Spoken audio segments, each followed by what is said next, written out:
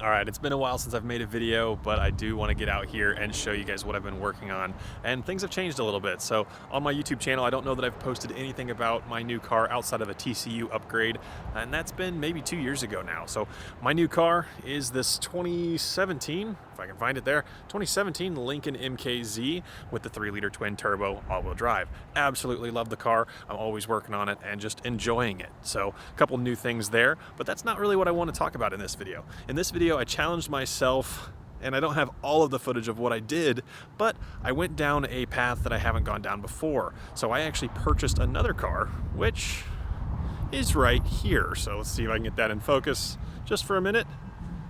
I have a 2013 MKZ hybrid. So I bought this as a non-runner, bought it from a guy that got it through an auction, no key, no start, didn't really know what was going on, and he didn't really try to fix it. He wasn't that interested in it, but I was. So let me tell you about this whole process and what we found out and how I bit off a little bit more than I could chew at first, but not too big of a deal. So let's see what we have here. All right, so this is the new to me, new to us MKZ hybrid. This is a 2013. And as I said, I bought it as a non-runner. Now, I didn't really know why it didn't run. I had to tow this home, but overall, the car's in really good shape. You may notice that the front bumper has some weird stuff going on, which, let me tell you what, those bumpers are a lot more expensive than I expected. So we're gonna run with this guy for a while, at least until we find a deal on a used bumper, but wow, didn't expect that. The other thing I had to do was get some side skirts. Both of the side skirts on this car were damaged, but I waited until I actually got the car running. And that was a pretty big trick because I've never worked on a hybrid car before. Wasn't really sure what to expect and what needed to be done. All right, so coming into the car, looks great. This car is also well equipped. It does have the panoramic sunroof. Now, the unfortunate thing is that curtain portion of it isn't great, and it's going to require some work to get it functioning quite properly, but it does function enough to at least cover the roof if needed. Now, still, the key thing was getting this car started because I didn't really understand what was going on. And let me go ahead and pop the hood, and we'll walk around here. Now, it took a very long time to get any sort of codes because if you're not familiar with how these hybrid engines work, get that down, how these hybrid systems work here, we don't have a traditional starter. So when I first got the car, I had no power at all. So first thing I did, knowing how Lincoln is with their electronic system and Ford in general, I went ahead and put a brand new battery in it. Now the hybrid you'll maybe recognize, there's no battery up here, and that's because it's in the trunk. The 12-volt battery is hidden away. Well, replace the 12-volt battery, and nothing happened. The inside electronics come on because that's all on the low voltage system, but no cranking to the car. And again, that's because there's no traditional starter with this car. It relies on the HF35 transmission in order to start the car. So, I had to figure out why I couldn't get the car to crank. And when I was inside the car, we come in here, and I just turn the key. We'll see, oops, down here on the dash, what I noticed initially was my battery gauge was completely depleted. And that's something that's not uncommon on a hybrid car if it sits for too long. So what I needed to do was figure out how to get some charge into this battery, because without the high voltage battery having power, I would never be able to start this car. That introduced the next trick. So, on this car, on the hybrids, open the back seat here and drop it down. You'll notice this little cover here. Underneath this cover is the high voltage interlock. So, first thing to always check is if this is engaged, pushed in, and then this whole top arm is slid over. If it's not, then the high voltage battery is actually completely disconnected from the car. You'll end up with some trouble codes. Now, that was only part of my issue. The interlock was functioning properly, but the actual issue was the voltage in this high voltage battery, which takes up a vast majority of the trunk, was completely depleted. Or depleted to the point where it can't start the car. So what I had to do, coming around to the back, is I had to disassemble all of the trunk here to get access to the battery.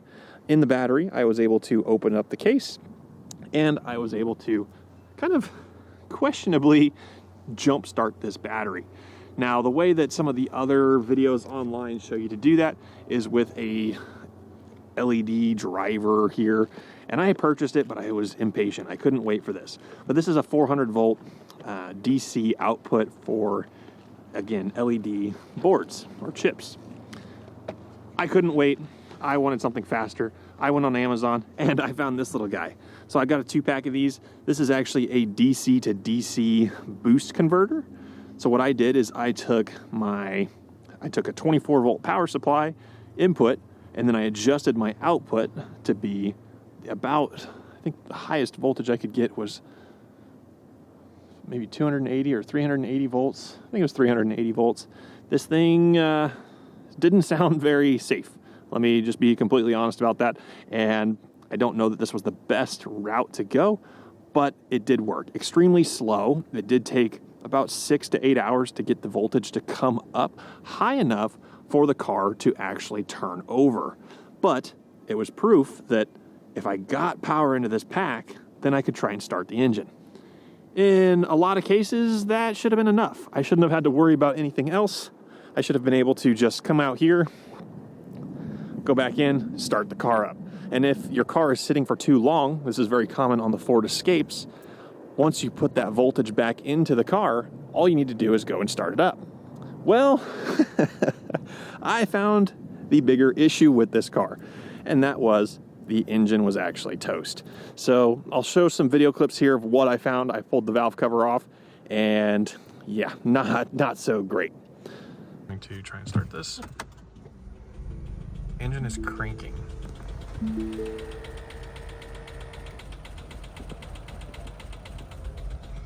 Constantly cranking, but no start.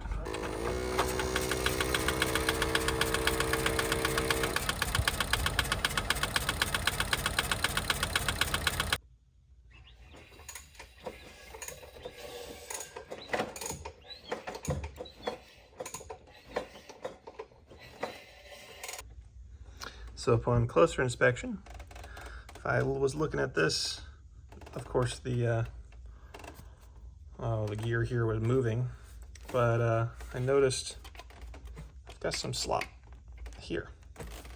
And then I also noticed that the bolt is just resting here, completely out. So that's definitely my failure. Right there, see if that will focus. There you go. Intake cam, lobe, seen better days. All the rest of them look good. This guy, not so much. Here's the bolt that holds the cam gear on. And as you can imagine, these look good for the most part until I get to this intake.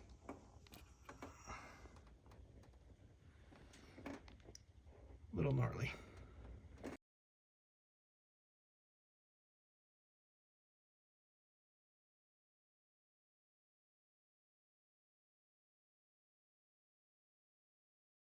So from those little clips there, you should have seen that the camshaft was completely broken off of the bolt here for the variable valve timing. So with that, when that happens, you actually do have interference between the pistons and the valves on this motor. Very, very unfortunate. But in hindsight, I was happier that the engine was bad and not the transmission, because after buying this and not really doing much research until after I got the car, I found out how expensive these transmissions are. I was surprised to find how cheap these motors are. So this does use the 2-liter engine. It's non-turbo, but these engines have been around for a long time. Ford's used them in several cars, and you know, even this Mercury Milan we have back here has a 2.3 liter. They're both basically the same motor. So parts are very, very available for it. The great thing about that, again, was how cheap this engine was. I was able to get an engine with 54,000 miles for $400. It sucked to put it in, I'll be honest. It wasn't horrible, but it is the first engine I've ever replaced in a car. Thankfully, I've never had to do that, and I would dread having to do it on the 2017 over there. But this 4-cylinder hybrid engine, super, super simple as far as not having to undo too much to get that engine out. Once I got the engine out and the battery was charged up, I got lucky, let's just say that. So if you're not familiar with this engine and Ford in general, what they've been doing, unbeknownst to me, I have a truck that I've done some work on with the 5.4 Triton. It actually has a keyway on the harmonic balancer, but on some of these smaller engines, what Ford's been doing is using a compression, it's just compression between the bolt that holds the harmonic balancer on and the crankshaft. So if you don't have the timing set properly, you wouldn't expect this to actually affect your timing because most vehicles do use a keyway on the crank, but this guy has no keyway. So when you take that harmonic balancer off, you can turn it. The other issue is the gear on the crank is not keyed either, so that means your timing between your pistons and your valves up top can be shifted just by removing that single bolt. And I did have to do that to get the engine in. Got lucky because when I turned the engine over, there was no interference. I retimed the engine, torqued everything down, and now it runs. So this car has already made several good road trips, runs great, and there's no real problems. The other thing that we had with this car was the suspension, which there was no way to know anything about the suspension on this car until after we got it running and on the road.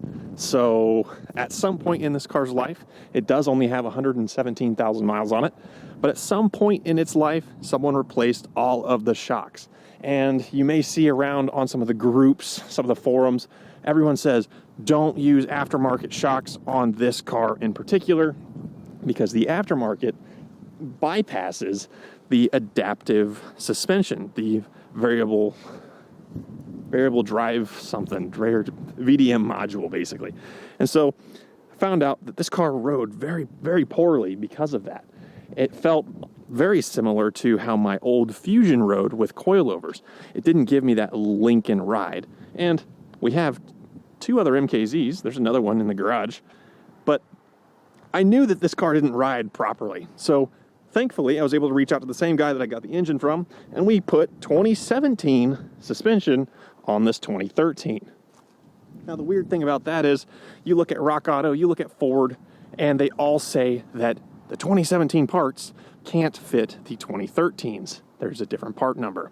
But I can verify for you guys, the 2017 shocks did fit just fine, plugged right in, no calibration, no adjusting anything. They just work. And it made a huge, huge difference in this car. Now, another thing, because I love this platform and I've done a lot with the Fusion community for the last probably 8 to 10 years, I have moved into the MKZ platform. There's a lot of overlap between these cars. And the great thing about that is every time I go to the junkyard, I pull parts off of cars that I think I could use at some point. In this case, I actually have a Sync 3 APIM right here. And maybe this will show up. There we go. So Sync 3 already retrofit into this 2013. And we have CarPlay, and I have the replaced USBs down here in the console. But Sync 3, I do have an issue with my GPS antenna, but otherwise everything is functional. Now, a weird quirk with this, getting Sync 3 on this car, is the heated seats conflicting with the power flow meter. So if you have a hybrid or an energy model on a Fusion, you can't get your controls here for your heated seats. You do actually have to disable the power flow meter, which would typically be under this apps page, and you would see it here. So the trade-off for being able to quickly access the heated seats versus having to come in here to climate and then menu and then turn them on, just to have that shortcut on the home screen I had to disable the power flow meter. But again, this car, everything is functional. Getting 36 miles per gallon. I don't know if this will focus down there. There we go. And if I want to start it up, there we go. We are started, ready to drive. So this has been a difficult project, but I'm very happy, and hopefully some of this information in this video will be helpful to someone in the future. But I just wanted to document and share what I was able to do with this cheap car. All right, so you know how much the engine cost, but I didn't say how much I bought this car for. I paid $1,700 for this car. I put a $400 motor into it. I bought roughly a $150 12-volt battery. I replaced the full suspension on it with used parts from the same car with 54,000 miles. That was about $250 there. Upgraded the tires, and might have been a couple of other odds and ends. I wouldn't count the Sync 3. I already had it, but if I wanted to, another maybe 100, 200 bucks. So anyway, this car, well under $3,000 for a 2013, but it's a hybrid with 118,000 miles on it now, just because it has been being driven around, it's being enjoyed, it's being used. So really good deal overall. I'm very, very happy with it, and this car is going to be sticking around. My dad's going to be upgrading his Milan, which you saw there in the background. He's now going to be driving this MKZ and enjoying a lot of the features of a more luxury vehicle with some new creature comforts. So hopefully this video wasn't too long-winded. You guys enjoyed seeing what I have here, what we were able to do. If there's any questions, happy to answer them. Might take me a minute, but I will assist the best I can if you guys have any questions. So until next time, thanks for watching. Have a good day.